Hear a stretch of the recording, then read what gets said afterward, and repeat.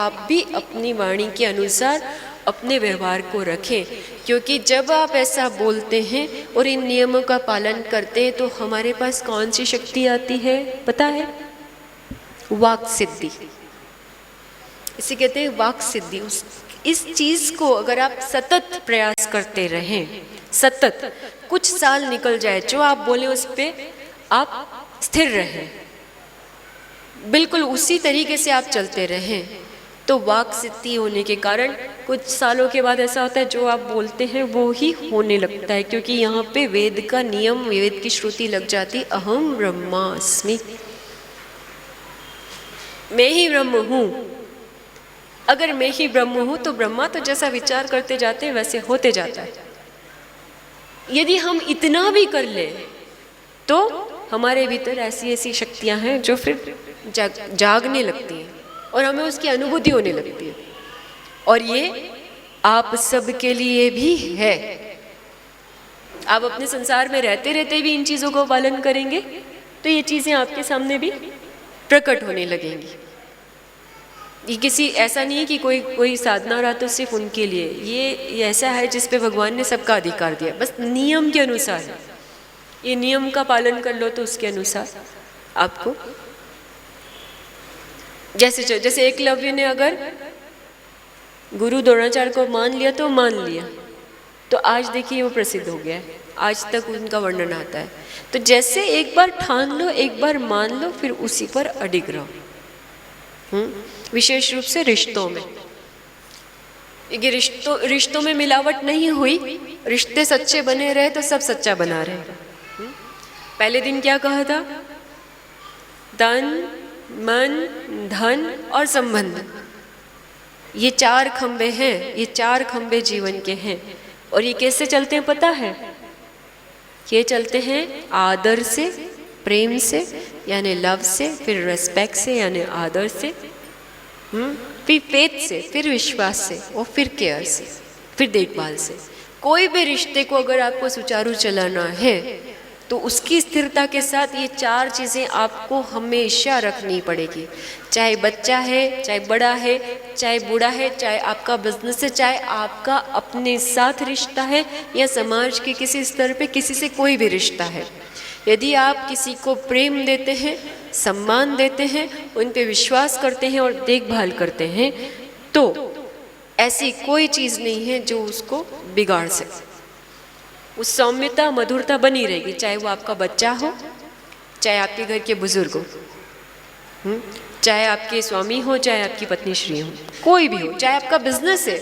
आपके बिजनेस को भी जब तक आप प्रेम नहीं करोगे, सम्मान नहीं दोगे, विश्वास नहीं रखोगे और उसकी देखभाल नहीं करोगे, तब तक वो भी फल नहीं देगा। आपकी नौकरी भी है तो ये ही है, और आपकी गृहस्थी भी है तो ये नियम है, और आपके इष्ट के साथ भी यही नियम लागू होता है। आपके भगवान की सेवा में आप क्या करते हो? भगवान को प्रेम करते हो, उनके लिए नया नया श्रृंगार लेकर आते हो, प्रेम करते हो, भगवान का आदर करते हो। भगवान से डरने के बजाय भगवान से रिश्ता बनाओ।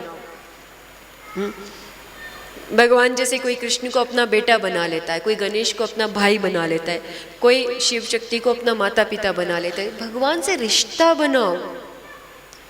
रिश्ता बनाओगे तो प्रेम जागृत होगा। अधिकतर लोग भगवान को माथा टेकते, हाथ जोड़ते सिर्फ इसलिए कि हमें दुविधा ना आए, तकलीफ ना आए, डर के लिए नहीं। भगवान सजा देने के लिए नहीं है। एक बात ध्यान से सुन लो, भगवान सजा कभी नहीं देते। बेचारे यहाँ तो खुद पत्थर के बन गए, शालिग्राम बन गए। सजा देनी होती तो वो शालिग्राम बनते क्या, वो पत्थर बनते क्या? भगवान नहीं देते हैं हमें सजा। सजा जो आपको लगती है वो आपका पहले का किया हुआ कर्म होता है, जो आज हमें डिस्कम्फर्ट देता है, असहजता देता है, इसलिए हमें लगता है कि ये सजा है। भगवान ने नहीं दी, हमने किसी जन्म में कोई कर्म किया होगा, इसलिए ऐसा हो रहा है। अब अगर कुछ अच्छा कर ले तो एक तो वो सजा कम हो जाती है, उसको सहने की ताकत हो जाती है, और दूसरा क्या होता है, उसके बाद में वो कर्म जल्दी से कट जाता है, मिट जाता है। कर्म काटने के 3 ही तरीके हैं। या तो इसको भोग लो, या ऐसे सत्कर्म करने लग जाओ जिससे कि ऐसा ताप उत्पन्न हो जाए कि वो नष्ट हो जाए।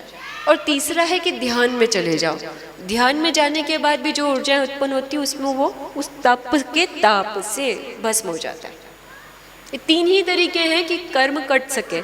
चौथा कोई तरीका आज तक हमने तो न सुना है, न देखा है, न इतने सालों में समझा। ये तीन पक्के हैं।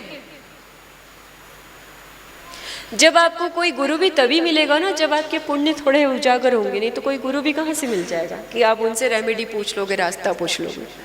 हाँ, तो समोसा कचौरी वाले लोग मिल जाएंगे, समोसा चढ़ा देना और कचौरी पा लेना, खा लेना।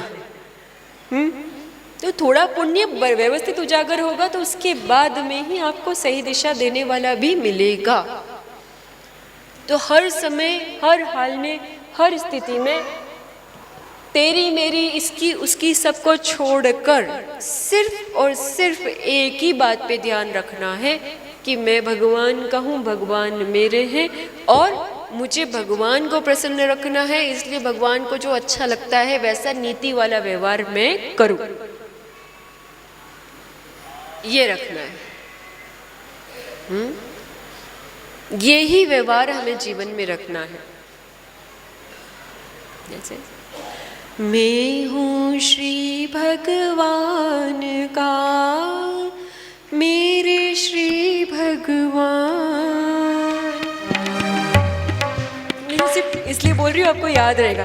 देखो सब जैसे भजन गाना शुरू करो सबके चेहरे पे मुस्कुराहट। थोड़ी देर में एक भजन गा लेंगे, आखिरी में कल कथा पूरी कर लेंगे। ये भी अच्छा गुण है कि भजन आपको अच्छे लगते हैं, ये भी अच्छा गुण है।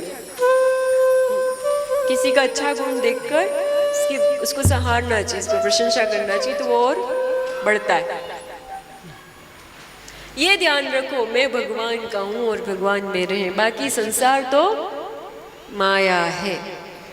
माया में अटके और भटके, भटकना मत। सब करना अपने संसार की जो चीज़ें हैं, लेकिन कैसे? भगवान का स्मरण करके। भोजन बना रहे हो तो भगवान के लिए। आपके पति के अंदर जो परमात्मा रूपी आत्मा है वो उस भोजन को पाएंगे, या आपके बच्चे के भीतर, या आपकी माँ के भीतर, जो भी रिश्ता है आपका, उसमें ये भाव रखकर भोजन परोसो, वही भाव रख के भोजन बनाओ।